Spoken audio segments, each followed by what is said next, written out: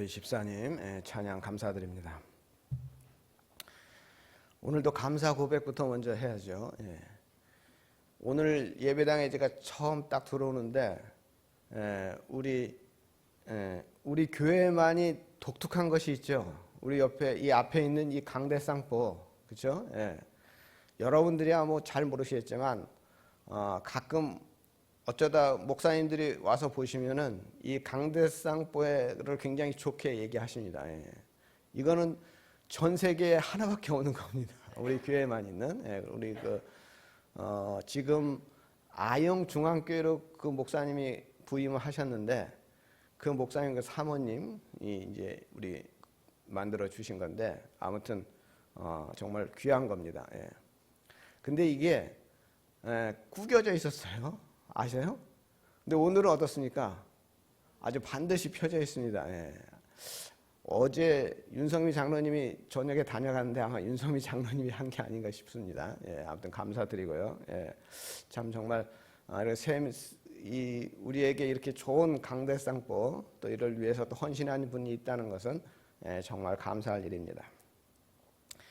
터키 사람으로서 노벨문학상을 받은 이 오르한 파묵이라는 이 소설가가 있습니다. 근데 이분이 재미있는 이야기를 했는데 자기가 소설 쓰는 것을 어떻게 설명을 했냐면 바늘로 우물을 파듯이 자기가 소설을 썼다 이런 설명을 했어요.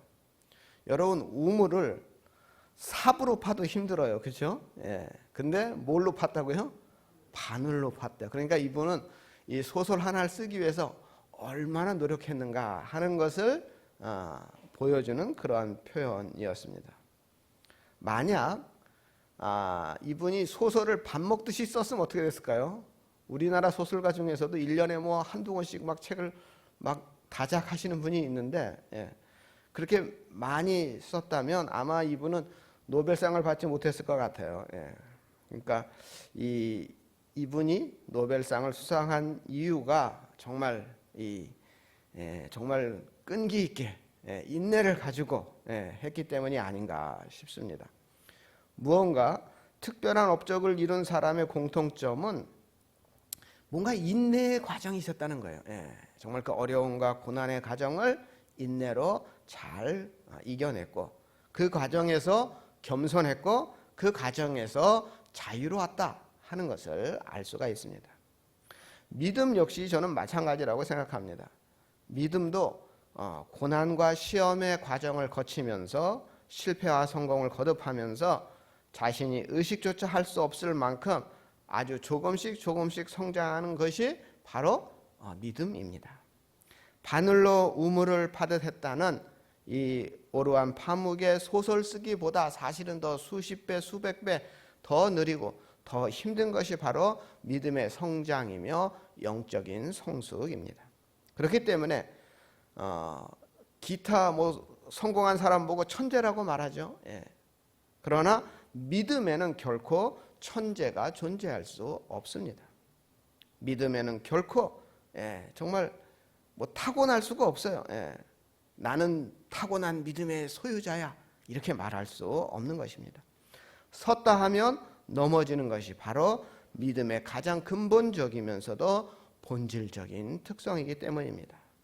때로 사람들은 어떤 사람들을 가리켜서 저 사람 믿음이 좋다 이렇게 말을 합니다. 그러나 저는 이 말을 우리가 조심스럽게 해야 한다고 생각합니다. 왜냐하면 섰다 하면 넘어지기가 쉬운 것이 우리의 속성이기 때문입니다. 그만큼 우리가 믿음에 관해서는 신중해야 할 것 같습니다. 그러나 오늘날 우리 교회 안에서는 믿음이라는 단어가 너무나도 쉽게 오남용되고 있습니다. 그 결과로 오늘날 한국교회의 침체 이유가 전 세계에서 우리 대한민국이 엄청난 부흥을 이루었다. 세계 최고의 부흥을 이루었다고 하는 즉 섰다고 생각했던 그 교만 때문이 아닌가. 그 교만 때문에 우리가 지금 넘어진 것이 아닌가 이런 생각을 합니다. 예수님은 우리에게 진리를 알지니 진리가 너희를 자유케 하리라 말씀하셨습니다. 진리이신 예수님께서 우리에게 진리를 알라고 하신 것은 우리로 자유함을 주시기 위해서입니다. 참된 믿음의 사람들은 자유의 의미를 아는 사람들입니다. 무엇이 헛된 것이고 무엇이 허망한 것인가를 아는 사람들입니다. 그래서 주어진 인생을 새롭게 살아가는 사람들. 인생길에서 우리는 잘못된 사람들과 견주어 비교하느라 우리의 시간과 재능을 낭비해서는 안 됩니다. 진리가 이끄는 대로 그 진리대로 자유인이 되기 위해서 우리는 우리에게 주어진 모든 시험과 정말 우리의 고난들을 기회로 여기고 온전히 기쁘게 여기고 시험을 통해 주님이 우리에게 가르쳐 주시는 진리를 위로부터 내려오는 참된 지혜를 받아야 하는 것입니다. 중세 이 신비주의자로 유명한 이 에크하르트라는 교부가 있었습니다. 이분이 이런 말을 했어요. 하나님께 도달하는 과정은 영혼에 무엇을 덧붙이는 것이 아니라 영혼에 묻은 그 무언가를 털어내는 것이다. 덜어내는 것이다. 즉 믿음의 성장이라고 하는 것은 뭔가 거룩한 것을 첨가하고 내 안에 무언가를 쌓는 것이 아니라 내 영혼의 욕망을 털어내는 것이 참된 믿음의 성장이라는 뜻입니다. 우리는 무언가를 얻기 위하여 믿음이라는 단어를 사용하고 있다면 믿음의 증거를 부와 성공이나 필요의 해결에서 찾고 있다면 우리는 믿음의 길에서 엉뚱한 것을 찾아 헤매는 것입니다. 믿음이란 모든 것을 털어버리고 나를 부인하는 것이고 나를 비우는 것이고 자유를 향해 나아가는 영적 여정입니다. 오늘 본문을 통해서 야고보 사도가 말하는 건 역시 바로 이것입니다. 우리 속에 있는 욕망과 욕심과 이런 모든 것을 다 내 밖으로 내보내는 것, 그것이 참된 믿음의 길이다 하는 것입니다. 야고보 사도는 5절에서 시험이라는 상황, 인내할 수밖에 없는 상황에서 기도하라고 권면하고 있습니다. 기도하되 특별히 깨닫는 은혜, 즉 지혜를 구하라고 권면하고 있습니다. 지혜가 다른 모든 부족한 부분들을 온전하게 해결해 줄 수 있다는 것을 우리들에게 강조하고 알려주고 있는 것입니다. 그러나 만일 이런 지혜를 얻지 못하면 어떻게 되겠습니까? 자신이 무엇 때문에 시험에 빠지게 되었는지, 그 근본적인 원인이 어디에 있는지, 하나님께 어떻게 답변을 드려야 하는지 우리는 알지 못할 것입니다. 그래서 야고보 사도는 이를 위해서 하나님께 간구하라 이렇게 권면합니다. 하나님께 간구해서 얻는 지혜는 당연히 위로부터 내려온 지혜입니다. 그리고 그런 지혜는 어떤 시험을 당하고 있더라도 하나님의 화평 가운데 의의 열매를 거둘 수가 있습니다. 그러나 일반적으로 대부분의 성도님들은 다른 이런저런 가능한 것들을 먼저 시도해 봅니다. 정작 가장 중요한 기도를 가장 뒤에 하는 경우가 많습니다. 실제로 대부분의 성도님들은 시험을 당해도 하나님 앞에 바로 엎드리지 않습니다. 시험을 당했을 때 하나님께 엎드리기 되기까지 오랜 시간이 걸리는 것이 대부분의 경우라는 것을 저는 경험적으로 알고 있습니다. 왜냐? 저도 그랬거든요. 기도해야 한다는 것을 잘 알고 있습니다. 어쩌면 그 순간에 기도를 하지 않았다는 것을 인식을 못하는 순간도 있습니다. 그냥 기도했다고 착각하기도 합니다. 또 어쩌면 실제로 기도했어도 그것이 너무 습관적인 입술의 기도만이었죠. 하나님께 간구한다는 것은, 하나님께 기도한다는 것은 우리 마음이 하나님께로 향하는 것입니다. 돌이켜 하나님을 바라보고 하나님께 간구한다는 것은 그 마음이 이미 하나님을 생각하고 하나님을 바라봐야 하는 것이죠. 그래서 시험 만난 성도가 하나님께 간구하지 않는 현상은 이미 그 현상 속에 문제의 원인을 포함하고 있습니다. 즉 기도하지 않는다는 사실 자체가 시험을 당하게 된 또 하나의 근본적인 이유라 하겠습니다. 야고보 사도는 5절 후반부에서 8절까지의 말씀을 통해서 우리가 시험에 빠지는 이유를 설명하고 있습니다. 사실 야고보 사도가 염두에 두는 시험들 가운데 가장 큰 시험은 오늘 읽지 않았습니다만 9절에서 11절에 본격적으로 언급하게 될 물질적 부에 대한 동경에서 오는 시험이라고 하겠습니다. 야고보 사도는 지금 믿는 사람들이 주변에서 세상의 물질적인 부를 부러워하고 동경함으로써 야기되는 질시와 차별, 공허한 말과 상처 주는 말들, 그리고 서로 판단하고 심지어 재판정에게까지 가는 이런 불상사들, 이런 물질적인 시험 전체를 염두에 두고 지금 오늘 말씀을 하고 있는 것입니다. 5절에 후히 주시고 꾸짖지 않으시는, 거절하지 않으시는 하나님께 구하되 특별히 지혜를 구하라 당부하는 의미는 이들이 이미 돌이켜 하나님께 구하고 자신들이 당면한 문제 앞에서 하나님의 대답을 구하는 자세마저 잃어버릴 위기에 처해 있다는 것을 야고보 사도가 보았기 때문에 지금 야고보 사도가 특별히 당부를 하고 있는 것입니다. 대부분의 성도님들은 하나님이야말로 후히 주시고 거절하지 않으시는 분이라는 사실을 망각하며 살아갑니다. 참 희한하죠. 그래서 사방이 막혀 있는데도 하나님께 구할 생각을 미처 못하는 것입니다. 대부분의 성도님들은 마치 이 모든 것을 욕심과 다툼, 즉 경쟁에서 이겨서 내가 쟁취해야 되는 것으로 생각하는 경향이 있습니다. 대부분의 성도님들의 그러한 경향이 곧 그들의 증상으로 나타나고, 즉 그들이 하나님께 간구하지 않는다는 사실 속에 그들의 치명적인 결함이 숨어 있게 되는 것입니다. 대부분의 성도님들의 그러한 치명적인 결함을 지적하면서 야고보 사도는 그들이 생각하는 하나님에 대한 잘못된 생각을 깨트리고 있습니다.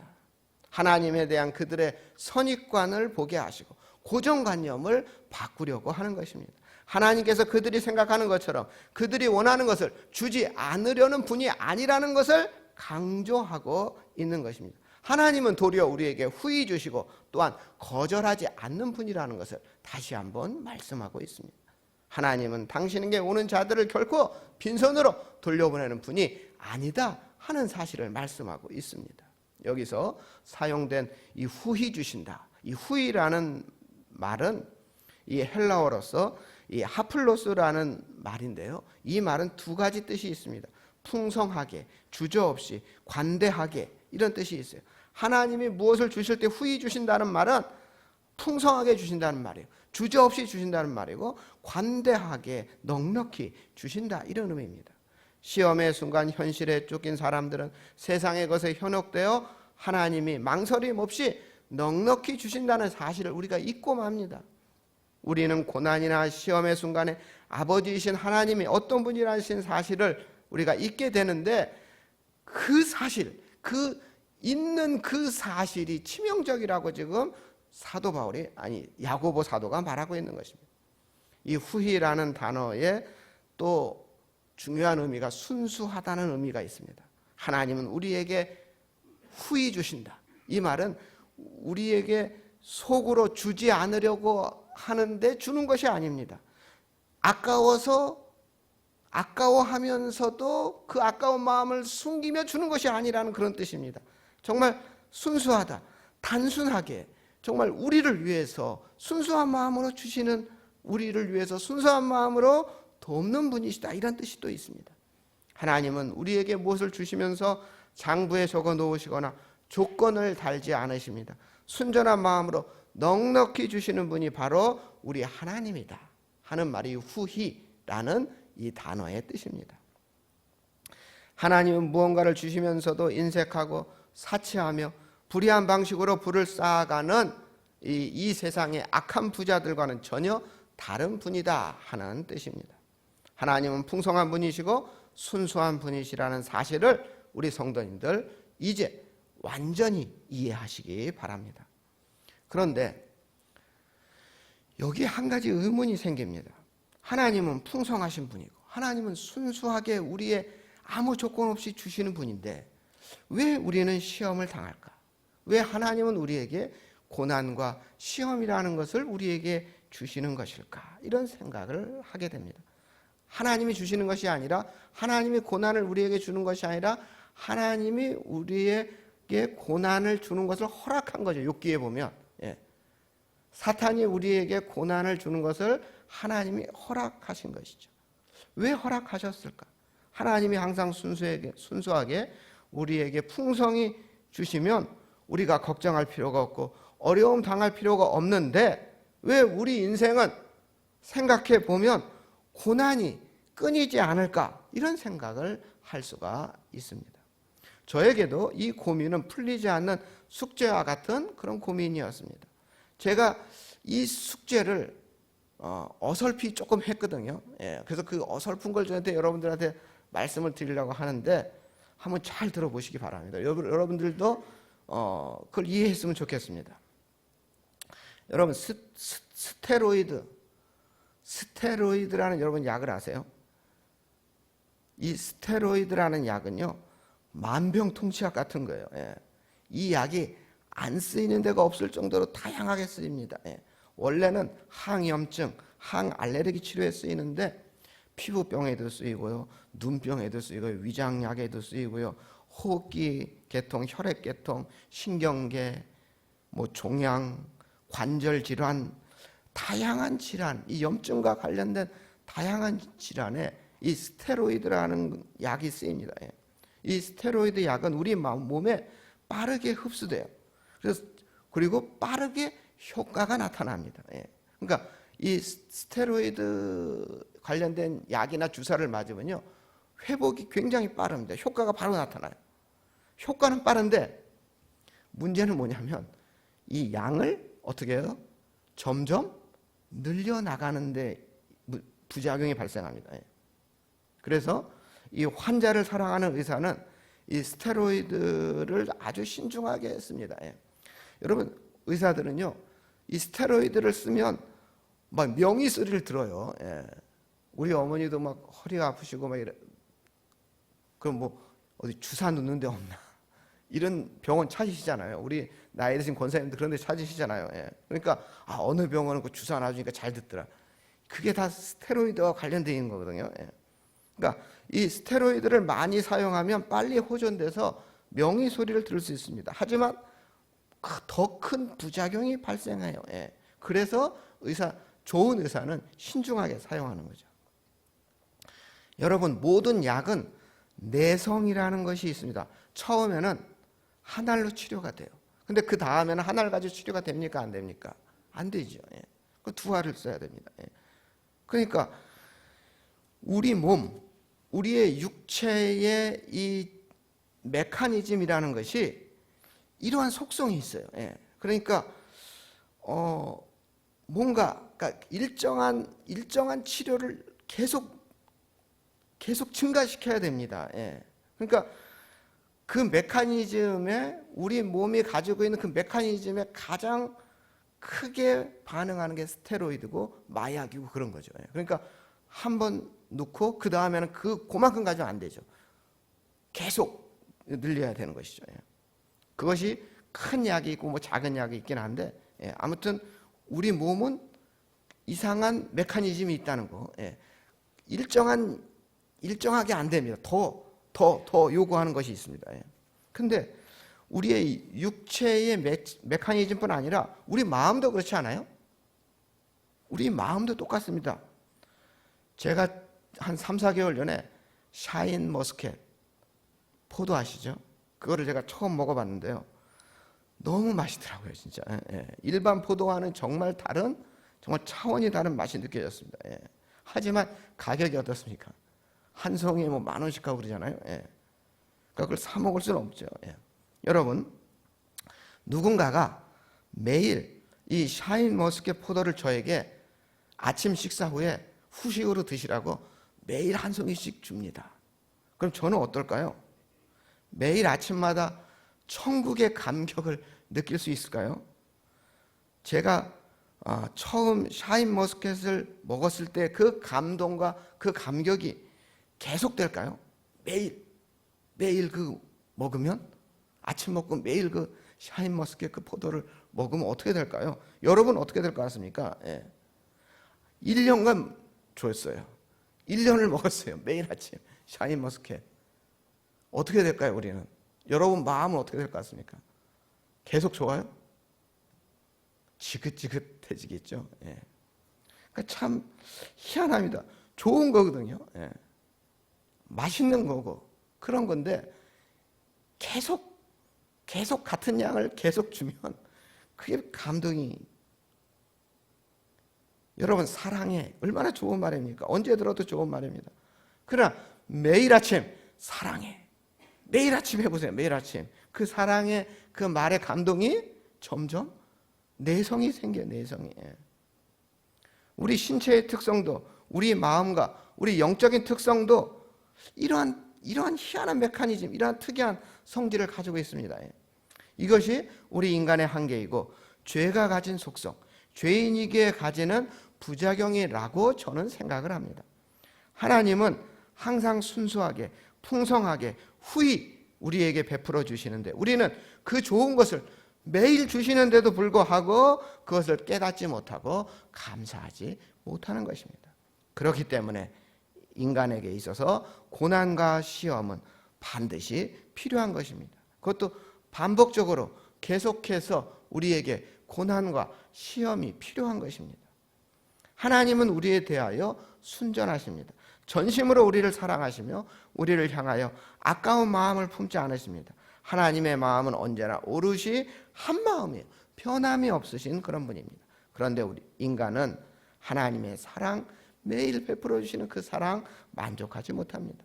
내성이 생긴 우리는 하나님의 사랑이 최고 좋은 것인 줄 알면서도 다른 데 눈을 돌립니다. 세상 풍조나 세상 유행에 따라 이리저리 흔들립니다. 하나님께 처음으로 은혜를 받았을 때, 하나님의 은혜를 처음 체험했을 때 여러분 그 감동과 그 감격은 놀랐을 것입니다. 그러나 하나님은 오늘도 우리에게 변함없이 은혜를 내려주심에도 불구하고 우리들은 하나님을 향하여 전심이 아니고 하나님의 뜻에 대해서 결코 우리의 마음이 크지 않습니다. 우리 인간은 두 마음을 가지고 있는데 하나님과 세상 사이에서 끊임없이 왔다 갔다 하고 있습니다. 그래서 우리 인간에게 필요한 것이 고난과 시험입니다. 그래서 우리 인간에게 고난과 시험은 하나님이 우리에게 주시는 또 다른 은혜이고 사랑의 은혜 그런 것이죠. 구약 성경의 출애굽이라는 뜻은 애굽에서 탈출했다 이런 뜻인데요. 이것이 이제 헬라어로는 엑소도스라고 합니다. 이 엑소도스라는 뜻은 그동안 살아있던 길에서, 그동안 내가 살아가는 길에서 벗어나서 다른 길로 가는 것을 엑소도스라 합니다. 과거의 삶의 양식과 인생관을 버리고 새로운 삶의 양식과 인생관을 향해 나아가는 것이 출애굽의 뜻입니다. 그래서 출애굽은 다른 말로 세상의 방식을 버리고 하나님 나라 방식으로 살아가는 것이 바로 출애굽입니다. 엑소도스가 시사하듯이 자유인이 되기 위해서 그리고 하나님 나라의 백성이 되기 위해서 우리는 떠나야 합니다. 과거의 인습과 과거의 자아를 버려야 하는 것입니다. 필요한 것은 새로운 무엇을 더 배워야 하는 것이 아니고 그동안 우리가 가지고 있었던, 우리가 정말 움켜쥐고 있었던 세상 중심의 이 삶을 버리는 것입니다. 그렇게 되기 위해서 우리에게 반드시 필요한 것이 고난이고 시험인 것입니다. 그러므로 우리는 야고보 사도가 말하는 대로 여러 가지 고난과 시험을 만날 때 온전히 기뻐하고 감사할 수 있는 것은 하나님 나라의 백성이 되기 위해서입니다. 어떤 스승님이 제자하고 이제 가르침을 주고받다가 제자가 스승님에게 묻습니다. 스승님, 깨달음이 무엇입니까? 그러자 스승님은 보는 것이다 이렇게 대답을 합니다. 그러자 제자는 무엇을 보는 것입니까? 그러자 스승은 성공의 공허함을, 명예의 허망함을, 인간의 노력의 무력함을 보는 것이다 이렇게 답변을 합니다. 그러자 제자는 아니 선생님, 그것은 깨달음이 아니라 비관이고 절망 아닙니까? 그러자 스승님은 아니다, 그것은 푸르른 창공으로 비상하는 독수리의 자유로움이고 심령남이다 이렇게 대답을 했습니다. 성공의 공허함, 명예의 허망함을, 인간의 노력의 그 무력함을 보는 것, 에크하르트가 말한 대로 우리 안에서 세속의 때를 벗겨내는 것이 바로 믿음의 성숙인 것입니다. 우리 예수님이 말씀하시는 자유로부터 얼마나 멀리 떨어져 우리가 살아가는지 모릅니다. 정말 우리가 그 자유로부터 떨어져 사는 이유는 여전히 세상의 방식에 따라서 무언가를 움켜쥐고 있기 때문입니다. 두려워하지 마십시오. 불안해하지 마십시오. 우리는 주님 안에 있습니다. 그렇다면 우리에게 다가오는 모든 인생의 어려움들은 우리의 불순물을 제거하고 우리의 녹을 벗겨내는 재련의 정령 과정과 고난과 시험, 그 과정일 뿐입니다. 우리는 이미 하나님의 백성으로 양성되는 이 교회라는 이 신앙의 대학교에 들어와 있습니다. 우리가 겪는 여러 가지 시험들은 우리가 이수해야 될 필수 학점입니다. 신앙의 학교에서 그래서 우리는 어떤 어려움과 힘들어도 순종하며 나아가야 하는 것입니다. 후히 주시고 꾸짖지 아니하시는 하나님을 바라보며 인내해야 합니다. 그래도 견디기 어려울 때는 하나님은 우리가 견딜 만큼의 시련을 허락하신다 하시는 그 말씀을 우리가 믿어야 합니다. 하나님은 실수하지 않으시는 분입니다. 하나님은 한 번도 우리를 실망시켜 본 적이 없는 분입니다. 우리 화면을 보시고 우리 야고보서 5장 14절 말씀 우리 함께 읽겠습니다. 너희 중에 고난당하는 자가 있느냐? 저는 기도할 것이요. 즐거워하는 자가 있느냐? 저는 찬송할지니라. 아멘. 야고보 사도의 권면을 여러분들 들으시고 기도와 말씀 또 말씀 묵상으로 찬송으로 고난과 시험을 이겨내시고 푸르른 창공으로 비상하는 독수리의 자유로움과 신명남을 만끽하시는 우리 전원교회 성도님들 다 되시기를 주님의 이름으로 축원합니다.